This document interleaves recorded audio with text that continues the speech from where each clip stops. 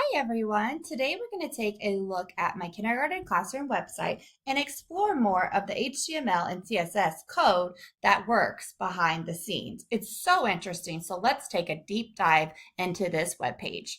First off, we're going to right click. When we right click, we pick View Page Source. You can also press Ctrl U, but this is a way to access the HTML and CSS code.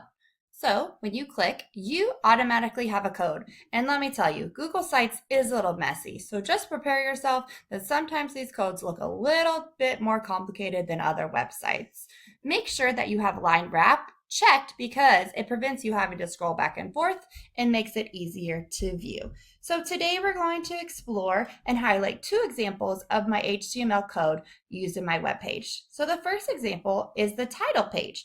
We're going to press Control F, which is find, and we're going to type the bracket, which is so important. We always start with brackets with the code.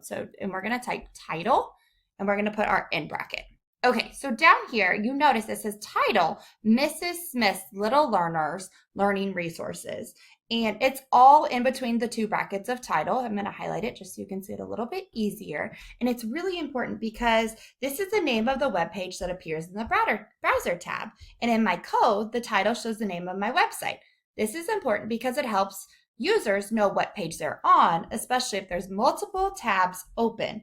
It also helps the search engines identify the web page. So we're going to take a look at a second example. We're going to clear out our Control F, and we're going to take a look at the meta tag. The meta tag is really interesting. So we're going to type in OG and then description, which is right down here.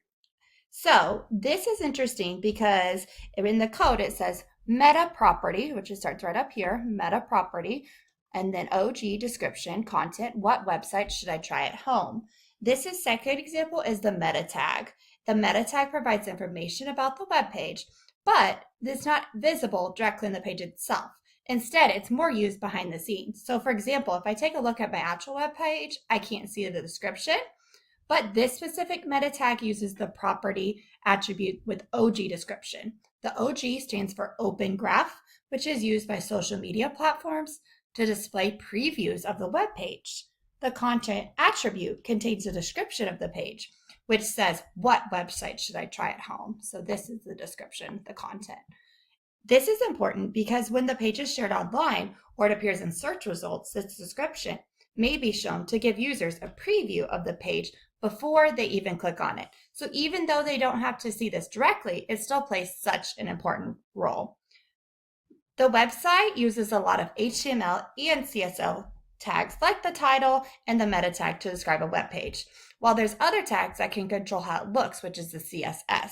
Overall, HTML and CSS play a very important role and work together to design my web page. Thank you so much for watching, and I hope you learned a lot more about coding.